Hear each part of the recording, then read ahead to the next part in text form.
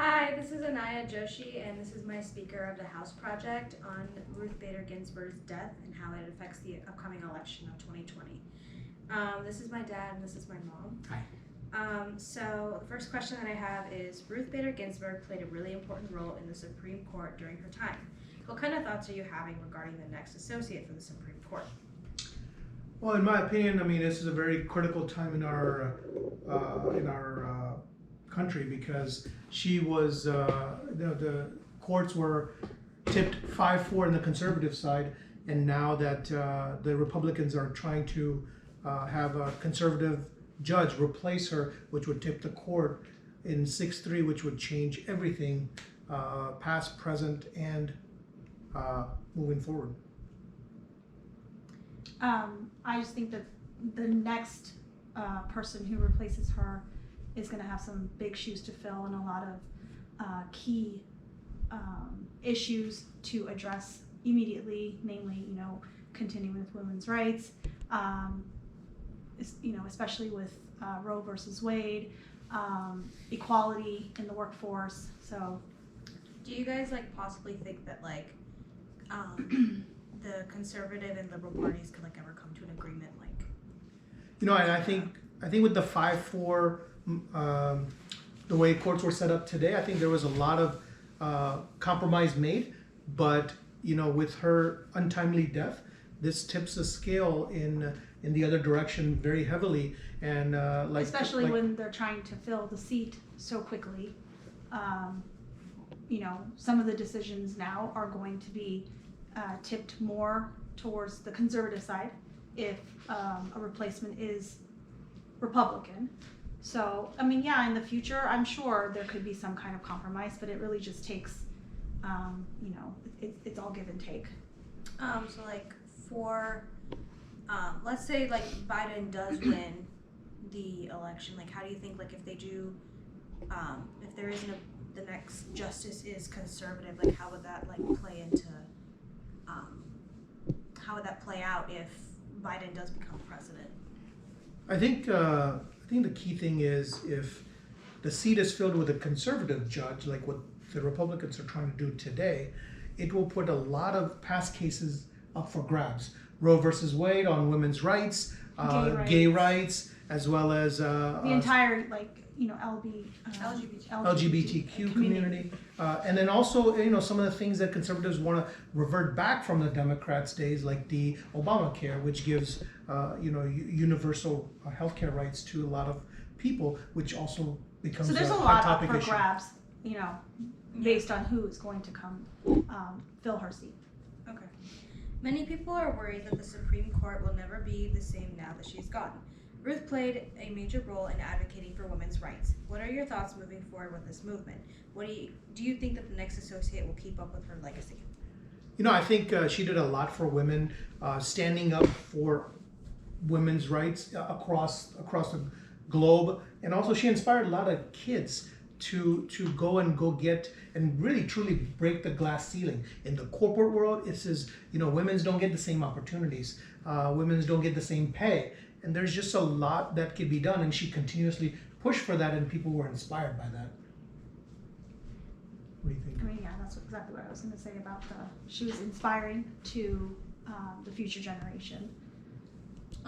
How could her role as a justice inspire young girls to possibly go into law?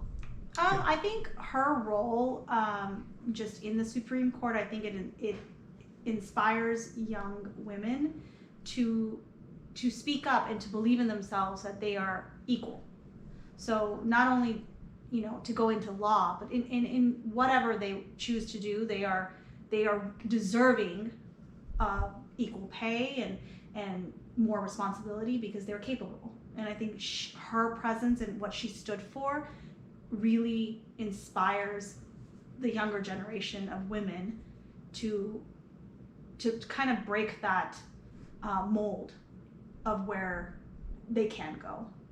One of the people that worked for me, who happens to be a woman, said that Ruth Bader Ginsburg is a superhero to her because, you see a lot of these actors be superhero and people's role model. She was her role model because that pushed her pushed herself to be the best that she could be in the workforce and continue to climb the ladder just like anybody else does. Yeah, I agree. I think like if I knew like who RGB was, like maybe when I was younger and like saw all the things that she did, maybe I would have considered like going into law, because some of the things that I was looking up, like just some of the cases that she was involved in, just it kind of like inspired me, but I wasn't like interested in law at the time.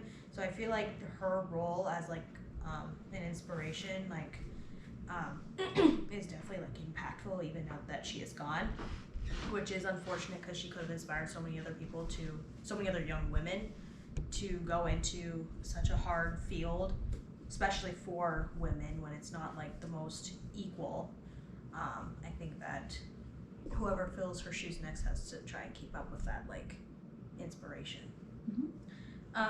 Ruth Bader Ginsburg was the second female justice as well as the first Jewish female justice. She was an important figure for the Jewish community. If you were in her position as an important figure for your religious community, what kind of reforms would you make in America to accommodate Indian people in America? Because we are Indian. I think I'm speaking just for the Indian community. I think just really encouraging the Indian women to not be so silent, and encouraging them to break their silence by being involved and speaking their mind, and that's definitely something that I think our community can learn from. Our Indian women are more viewed as the parents who are responsible for upbringing of children, and they're not really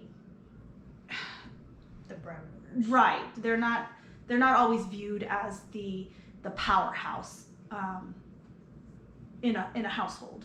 So I think that that's something that if she was still in her position, that she could have encouraged more of, or if somebody like you were ever in her position, that's something that you should think of, encouraging your peers that are of Indian or Asian descent, to kind of speak up and for what they believe in. Yeah, what I would add to that is, women in general and Indian women specifically, they always have to strive to earn the respect in the Indian community as equals to men. And, in fact, they do a lot more than men do, from educating kids to taking care of the household and all the things that surround a family. They're like the pillar of the family.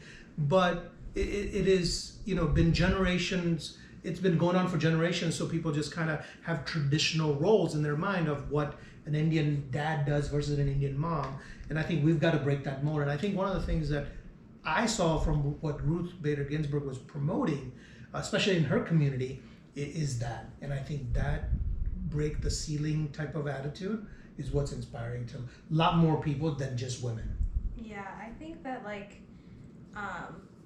it's not, or it's kind of like in school too, just like things that like I've heard or I've seen, like not in our school specifically, but like just in school in general, it's just from like friends that I have around the world.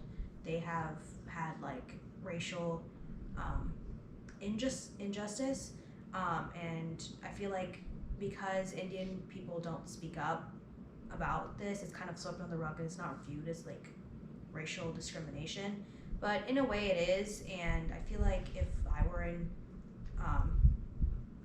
in that position of like a higher power, I feel like I would want to kind of break that silence of like, yes, some of these things that like we deal with like as Indian people, like it is a bigger deal than we make it to be, and Mm-hmm. it is not okay. And I feel like nobody speaks up about it, so I feel like We're pretty tolerant. yeah, we tolerate it. So like the whole Black Lives Matter movement, like it's so important because people speak up about it and they know about it. But Indian injustice isn't very much talked about, but it's still a really real thing. Yes. As Ruth once said, women will only have true equality when men share with them the next responsibility of bringing up the next generation. She stood up for women and defended them when no one else could. I personally see this as a way for women to continue their fight to end gender inequality, but in her name. What changes to these things she fought for could we see in the near future? Like I said before, I think the whole impression of women as being, they are responsible solely for the next generation. I think once that view is changed over generation to generation, and that only happens when the responsibilities are truly shared within the household. And the way that happens is when women are encouraged to also, work more and have equal pay, so that therefore they want to be out in the workforce as well, is the only time that that's going to change. I think to add to that, I think one thing what this COVID-19 pandemic has done is really open people's eyes in the corporate world and the work world that people can work from anywhere and get their work done. Traditionally women would leave on time to go pick up their kids typically, and this is changing because now men are doing it more and more. They understand the struggles with that, so women don't have to feel guilty for going in late and leaving early for their kids. They can still get their work done, and I think this pandemic has really opened people's eyes because ultimately the work is getting done no matter what time of the day it is, no matter where it's happening from. And I think that's going to open up opportunities for women in the future. It's also, I remember when I was